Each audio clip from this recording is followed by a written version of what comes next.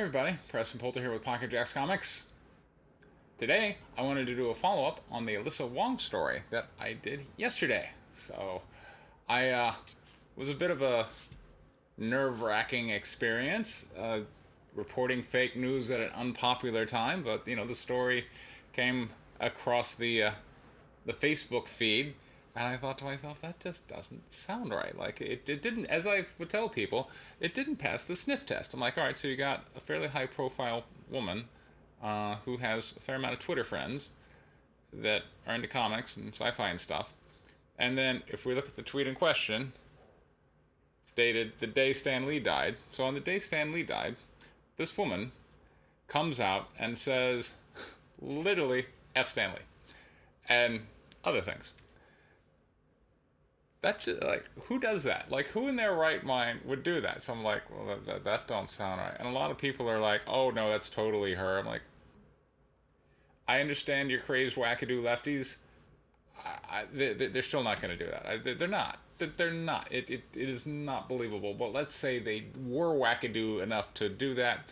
Next, we got to look at the tweet itself. Now, this is kind of new information. As I've talked with more people, I've seen more videos on it. If you look at the tweet itself, look at how many likes that tweet got. You tell me on the day that Stan Lee, a very popular guy, dies, she tweets this and gets that many likes? Right? And look at all the retweets. You think a lot of people were like, yeah, I agree, I'm going to retweet this one, right? And so, there are ratios that you look for when it comes to tweets that are unpopular. And tweets that are unpopular don't get retweeted as much, and they tend to have a lot of comments, and certainly not a lot of likes.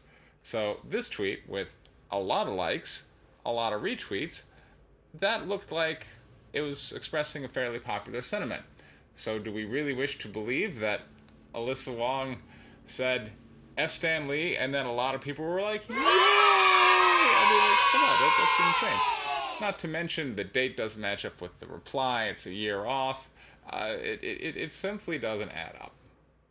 But today we have new information that if you go and you look in Twitter archives and you drill down, the tweet doesn't exist. There's no record of it.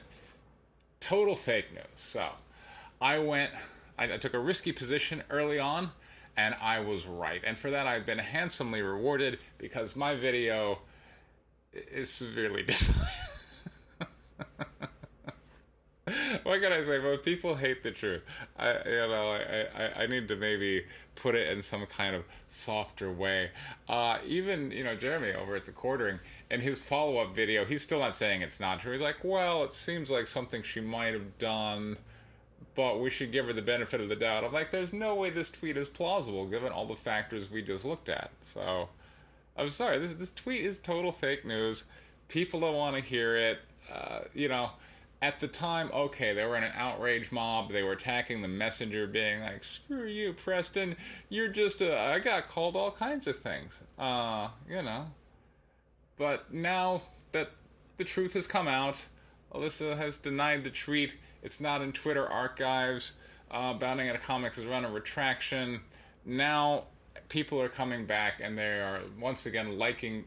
Okay, they're not. They were just like hating it yesterday, and then they just left. Like, when people are proven wrong, they don't reverse their position. They just leave. The wonders of the internet. What can I say?